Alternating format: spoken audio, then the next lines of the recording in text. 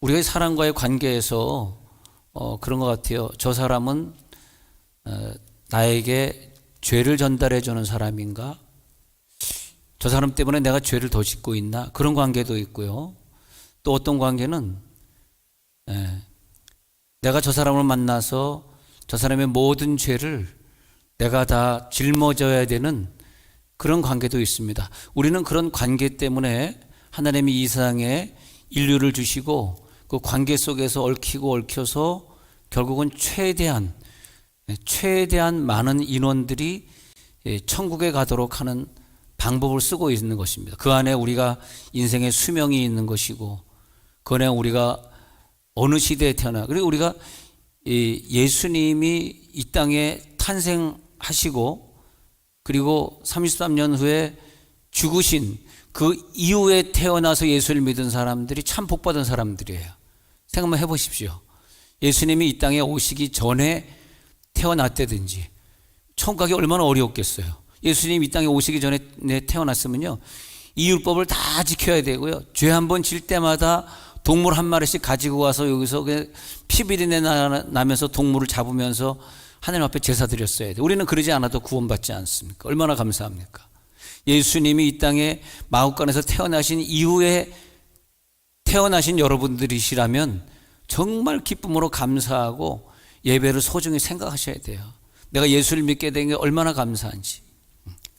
그런데 우리가 가정을 꾸려보고 아니면 어떤 인간 사회생활을 해보고 하면서 느끼는 게 뭐냐면, 저 사람 때문에 내가 구원받은 거, 저 사람이 아니었으면 내가 구원 못 받은 사람이야. 또 저 사람이 나의 모든 아픔을 가져가고 나에게 고통을 주지만 내가 저 사람을 희생함으로써 또 저 사람과 나와 같이 구원받는 거, 그런 관계로 우리들에게 혼자 살 수 없게 만들고 인간과 인간이 같이 엮어서 살게 만든 거죠. 내가 저 사람의 죄를 짊어지면서 내가 저 사람을 구원할 수 있는 사람은 조건이 있어요. 근데 그 조건이 뭐냐면, 이 땅에서 태어나야 되고, 이 땅에서 태어나야 되고, 저 사람의 모습으로 가가지고 내가 개미의 짐을 덜어주려고 그러면 개미가 돼가지고 개미가 끙끙대고 짊어지는 그 짐을 내가 같이 짊어져야 될 거 아닙니까? 내가 호랑이로 태어나고 무슨 토끼로 태어나가지고 뭐 개미를 어떻게 돕겠어요? 근데 그 사람의 모습으로 태어나서 죄인의 모습으로 내가 그 길을 걸어가야 되지만, 그 사람이 나를 더 죄짓게 하고 나에게 죄를 전가해 주는 사람이 있다면 그 사람은 절대 내 죄를 가져갈 능력이 없어요. 내 죄를 가져가야 될 사람이 이 땅에 필요합니다. 그게 구원입니다. 아마 여러분들이 내가 온전히 구원받았어 이렇게 생각하신다면 겸손하게 말씀하셔야 돼요. 당신의 죄를 가져갈 어머니가 분명히 계셨다. 당신의 죄를 대신할 친구가 분명히 있었다. 당신 같은 못된 성격의 사람을 버리지 않고 끝까지 참아주는 아내가 너의 옆에 있었다. 그걸 알고 있어야 됩니다. 그 구원이 그렇게 쉽게 되는 게 아니에요. 그리고 내 죄를 담당할 그 모습으로 이 땅에 태어나셔야 되는데, 또 불구하고 그분이 똑같은 죄인이라면 내 죄를 빨아 들어갈 자격이 없어요. 내 죄를 빨려 들어가게 할 자격이 있으시려면 그분은 거룩하게 살아야 됩니다. 네? 상대방이 죄 진다고 같이 죄 짓고, 상대방이 못되게 군다고 같이 못되게 구는 사람은 그 상대방을 천국으로 인도할 자격이 없습니다. 그래서 그분은 거룩하게 살아야 돼요. 그래서 완벽한 죄인의 모습으로 오시고 완벽하게 그 사람의 죄를 대신하고 완벽하게 하나님처럼 살 수 있었던 자는 바로 예수님이셨습니다. 그래서 그분은 예수님이 아기의 모습으로 이 땅에 오시게 된 것입니다. 두 가지를 다 갖고 있어야 인류를 구원하는데, 그게 뭐냐면 은혜도 진리도 동시에 있어야 돼요. 은혜도 진리도. 그래서 신앙생활을 하실 때 우리가 참 이 두 가지를 다 가지고 간다, 이게 쉬운 것 같지만 굉장히 어렵습니다. 대부분 사람들은 신앙생활 할 때 한 가지만 가지고, 한 가지만. 그 단 줄 알고 두 가지가 다 필요한데. 그래서 하나님이 하나님의 시기를 포기하시고 그리고 인간의 모습으로 오시던 날, 즉 무한한 존재가 유한 속으로 뚫고 들어오시던 날, 하늘에서 내려오실 때 인간의 문화의 옷을 입고 태어나신 날이 바로 다음 주가 되겠습니다. 그래서 이성으로는 볼 수 없는 영적 존재가 바로 인간이 볼 수 있는 인간의 실체가 되어서 내가 짓는 죄를 똑같이 느끼시고 내가 당하는 고통을 똑같이 당하시면서 인간의 몸을 입으신 이 놀라운 기적, 죄 없으면서도 참 사람이 될 수 있는 것. 모든 사람이 다 그렇게 될 수는 없는데 이상해서요, 그 사람의 그 시대의 죄를 짊어질 수 인간. 여러분, 그 일제시대 때 누가 죽었습니까? 일본 순사하고 같이 협력하고 예배 안 드리고 그런 사람들이 죽었습니까? 그런 사람들은 지금도 살아 있습니다. 그러나 누가 20대 30대 젊은 나이에 죽었습니까? 끝까지 일본 사람들에게 협조 안 하고 신사참배를 거부했던 사람들은 죽었습니다. 이 죽음이라고 하는 것은 예수님도 젊은 나이에 33살에 죽었듯이 죄를 짊어지는 것입니다. 죄를 짊어지는 것. 그래서 이번 금요일 날 이렇게 집회를 설교를 하고 하필 또 금요일 날 그냥 예언 사역에 대한 설교를 해서 그런지 예기치도 않게 예언이 되지도 않았는데 많은 사람들이 기도받겠다가 줄을 서는 바람에 내가 준비도 안 했다가 깜짝 놀랐습니다. 야, 하여튼 뭐 공짜라면 양잿물도 먹는다더니 그날 예언 사역에 대해서 설교를 하니까 그 예언을 받으려고 막 줄을 서는데 쭉 기도하다가 어떤 자매에 딱 손을 얹었는데 내가 눈물이 나는 거예요. 그러면서 지금 일산 원자력병원에 누워있는 임세인이가 바로 너 때문에 누워있다. 네 죄 때문에 그 아이가 아픈 것이다. 얘는 2000년생이니까 지금 만 20살 됐는데 이제 부모님이 말레이시아 선교사로 가 있으니까 임원주 선교사님이 가 있으니까 얘가 갈 데가 없다 보니까 저 신안에 있는 섬에 좀 이제 대학을 공부하려고 거기서, 왜냐면 또 코로나니까 대학을 못 가니까 거기서 컴퓨터로 공부하면서 이렇게 있다가 너무 혼자 외로웠는지 하여튼 그렇게 됐습니다. 그래서 청주병원에 갔는데 암이 발견해서 원자력병원으로 지난주에 후송했고 이제 내일 정확한 이제 마지막 그 검사를, 조직 검사를 내일 또 한다 그래서 기다리고 있는 중인데, 그런데 아니 뭐 부모님 따라서 선교사 같이 떠난 애가 죄를 졌다면 무슨 죄를 졌겠으며 남을 미워했다면 뭘 미워함이 있었겠으며 그렇겠어요?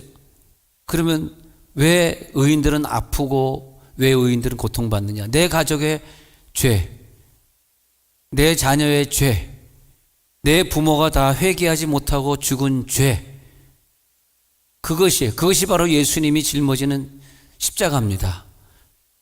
채찍을 맞으셔야 되고 죄인들이 당해야 되는 고통을 또 당해야 되고 대신 그 모든 죄를 짊어지고 가시는 거죠.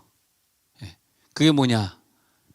의인이구나. 은혜와 진리가 충만한 자가 걸어가야 되는 길이구나. 아무나 짊어질 수 없는 죄, 아무나 가져갈 수 없는 그 고통, 누가? 의인이 가져가는 거죠. 의인이 그런 고통을 가져가는 거죠. 그 의인이 이 고통을 짊어지고 가게 해 주옵소서. 할렐루야. 그러니까 얼마나 인간이 죄를 많이 졌는지 마이크까지 고통을 받는 거예요. 마이크까지. 할렐루야. 그래서 예수님의 모습은요, 히브리서 7장 26절에 보면, 히브리서 7장 26절에 어떻게 해야지 내 죄를 짊어지냐? 읽어봅시다. 시작. 이러한 대제사장은 우리에게 합당하니 거룩하고 악이 없고 더러움이 없고 죄인에게서 떠나 계시고 하늘보다 높이 되신 이.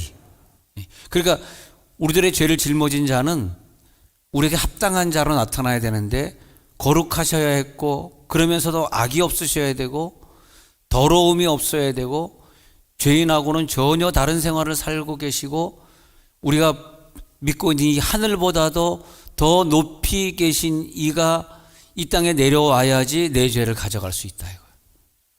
네. 그래서 예수님을 중보자라 그러는데 우리가 그런 그 예수님이 나를 구원해 주신 그 은혜가 큰 것을 체험한 사람들이라면은 중보자로 살면 참 좋겠어요. 중보자. 네. 근데 남을 사랑하지 못하거나 남이 어려울 때 도와줄 수 없거나 남을 미워하거나 내 사람을 용서하지 못하거나 하는 사람은 중보자가 되면 절대 안 됩니다. 예, 중보자는 남의 죄를 짊어져야 되기 때문에 내가 가지고 있는 모든 것으로 다 도와줘야 되고 끝까지 용서해야 되고 작은 사랑이 아니라 큰 사랑으로 그 사람을 덮어줘야 되고 예수님의 모습입니다. 그래서 예수님은 하나님임과 동시에 참사람으로 오셔서 성육신 하셨다. 그래서 중보자로서 갖춰야 되는 신성과 인성. 어느 때 그 사람을 보면 인간 같기도 한데 어느 때는 하나님과도 같아. 난 우리 교회 인간이면서도 하나님처럼 살아가는 분들이 많이 계신데요. 그분 옆에 제가 그래서 가잖아 이렇게 간단 말이에요. 그분 옆에 내가 이렇게 가면요 이렇게 가잖아. 그분 옆에 딱 붙으면 여러분 뭐 굉장한 걸 기대하는 것 같은데 왜 이렇게 기대하세요? 그분 옆에 딱 붙으면 신의 냄새가 느껴지는 거야. 신의 냄새. 야, 이분이 이거 사람이야 인간이야 휴먼이야. 좀 이상하네. 가면서 아니 그 사람 옆에 가면 야 이렇게 주님을 사랑할 수 있을까? 네. 난 어저께도 이렇게 한 감사가 수백 번 입에서 나오는 것 같아요. 감사. 나를 위해 죽으러 오신 예수님 생각하면 너무너무 감사해. 그러다가 신적 영역에 존재하는 우리 교인들을 만나면 정말 내가 이분을 만나려고 세종에 와서 개척을 했구나. 네? 네. 정말 신의 영역인 것. 어떻게 신처럼 이렇게 다 품을 수 있고 다 용서할 수 있고 다 받아줄 수 있고 다 웃어줄 수 있고 다 도와줄 수 있고 다 견딜 수 있고 모든 것을 참으며 모든 것을 바라고 모든 것을 견디는 사람. 그래서 당신을 중보자라고 임명하는 것입니다. 그래서 악의로우신 이유, 그것은 하나의 인격체 안에 신성과 인성을 다 결합해서 우리를 위해 죽으러 오신 그 사랑을 온전하게 체험하는 겁니다. 그래서 그 주님을 보니까 와, 은혜와 진리가 충만하네. 은혜도 있고 진리도 있네. 어떤 사람은 말씀은 있지만 은혜가 부족해. 혹은 은사가 부족해. 근데 어떤 사람은 은혜도 있지만 은사도 충만해. 예. 여러분 오늘 방송실에 있는 사람은 얼마나 괴롭겠어. 막 갑자기 나가니까 예배 끝나면 방송실로 달려가서 많이 위로해 주시기 바랍니다. 예? 사실 교회 봉사라고 하는 게 뭐 돈 받고 봉사하는 게 아니잖아요. 예. 그런데 막 이 마이크가 나갈 때 얼마나 괴롭겠어. 불쌍해. 얼마나 괴로워. 이사야 53장 3절에 가서 보면 그래서 예수님은 인간이 받은 멸시를 받으셔야 되는데 자 읽어봅시다. 이사야 53장 3절 시작. 그는 멸시를 받아서 간고를 많이 겪었으며 질고를 아는 자라 그랬습니다. 멸시를 받아야 돼. 사람에게 실어버림 받아요. 간고를 많이 겪고 그리고 질고를 아는 사람. 마치 사람들이 그에게서 얼굴을 가리는 것 같이 멸시를 당하고 우리도 그를 귀히 여기지 아니하였도다. 오늘은 마이크가 귀히 여겨지지 않네요. 마이크가 귀히 여겨지지 않는 것처럼 우리도 그를 귀히 여기지 아니. 근데 예수님이 기적을 일으킬 때마다 보면요, 어느 분을 만났을 때는 그분을 긍휼히 여기셨다는 표현이 나오고, 어느 때는 민망히 여기실 때, 어느 때는 통분히 여기시고, 그런 거 예수님이 말씀하신 그런 감정을 보면 말이에요, 얼마나 우리와 함께 하시고 얼마나 우리들과 비참함을 함께 나누시는지, 그 비참함을 우리와 함께 그 길을 걸어가시는 그 사랑, 할렐루야.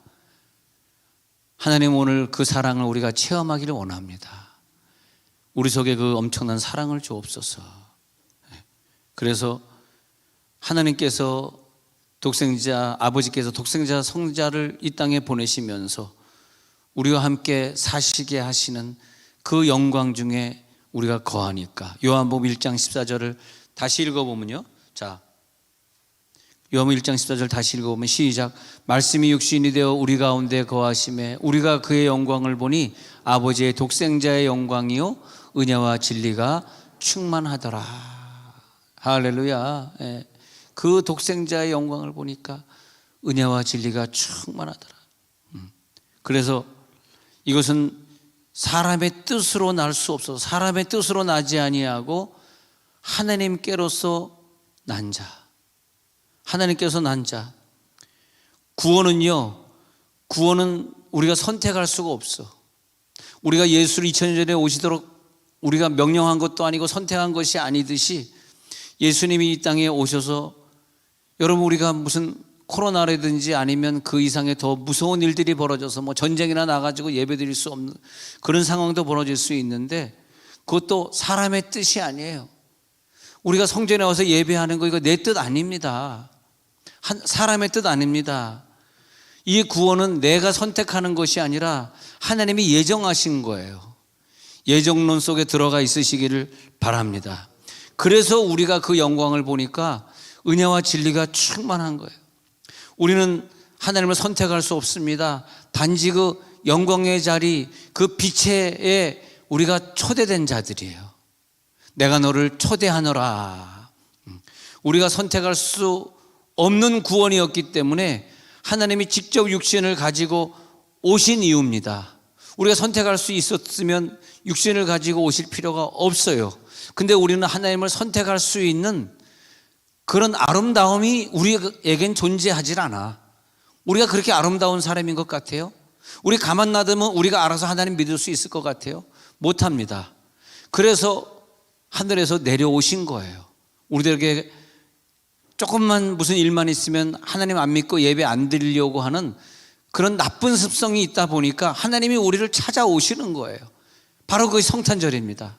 그 다음 주일을 성탄주일 이렇게 지키는 거예요. 성탄주일. 성탄절에 며칠 전, 한 주간 전을 성탄주일.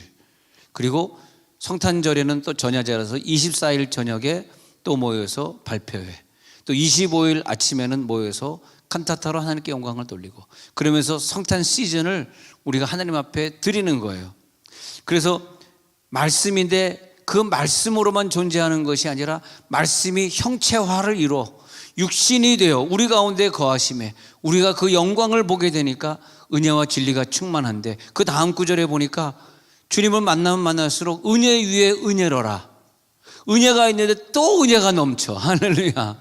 내가 구원받은 게 은혜인데 그것뿐만이 아니라 이 세상을 살아가면서 그의 충만한 데서 계속 받으니까 은혜 위에 은혜니까 계속 감사가 나오네. 율법은 모세로부터 왔지만 은혜와 진리는 예수 그리스도로 말미암아 온 줄 믿으시기 바랍니다.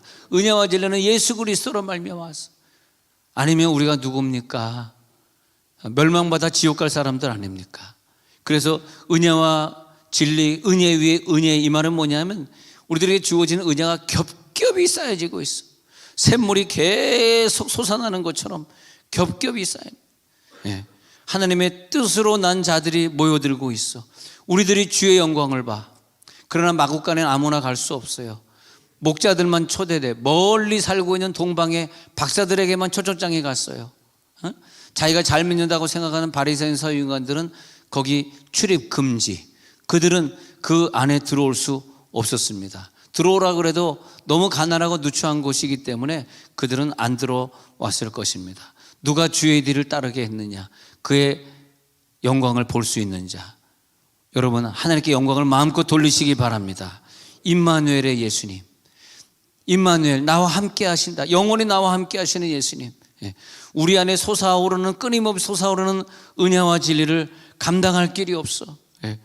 그래서 하나님, 이 진리를 마음껏 전하게 하옵소서. 결국 우리가 걸어가는 길은 전도자의 길이어야 되고, 결국은 우리들의 남은 생애는 선교지에서 보내야 되는 생애가 될 수밖에 없는 것이, 그 은혜와 진리를 깨달으니까 너무너무 감사한 거죠. 그래서 출애굽기 40장 34절에 보면은 성막을 지은 다음에 그 회막 위에 하나님의 영광이 덮여요. 그래서 구름이 회막에 덮이고 여호와의 영광이 성막에 충만함에 그랬습니다. 자, 성막 위에 하나님의 영광이 충만해요. 자, 그 다음에 열왕기상 8장 10절 11절을 봅시다. 열왕기상 8장 10절, 제사장이 성소에서 나올 때 구름이 여호와의 성전에 가득, 비슷하죠. 11절도 볼게요. 비슷합니다. 제사장이 그 구름으로 말미암아 능히 서서 섬기지 못했으니 이는 여호와의 영광이 여호와의 성전에 가득함이었더라. 아까 성막에도 여호와의 영광이 성막에 충만하였다고 출애굽기 40장 34절에 말씀하셨는데, 지금은 또 열왕기상 8장 11절에서는 여호와의 영광이 여호와의 전에 가득해. 그런데 마국간에 똑같은 말이 나옵니다. 마국간에 누가복음 2장 8절 9절에도 그 지경의 목자들이 밖에서 밤에 양떼를 지키는데 여호와의 영광이 저희를 두루 비치매, 여호와의 영광이, 오늘 이 장소에 여호와의 영광이 나타난 줄로 믿습니다. 여호와의 영광이 항상 나타나는, 지금 이 마귀 권세는 여호와의 영광이 나타나지 못하게 하려고 코로나를 줘가지고 성전 안에 50명만 예배해, 100명만 예배해가지고 성전문을 막고 우리가 와서 하나님께 마음껏 찬양을 돌려야 되는데 못하잖아요. 그렇게 만들잖아요. 이거 우리가 이겨야 되는데, 승리해야 되는데, 하나님 빨리 코로나가 끝나게 하옵소서.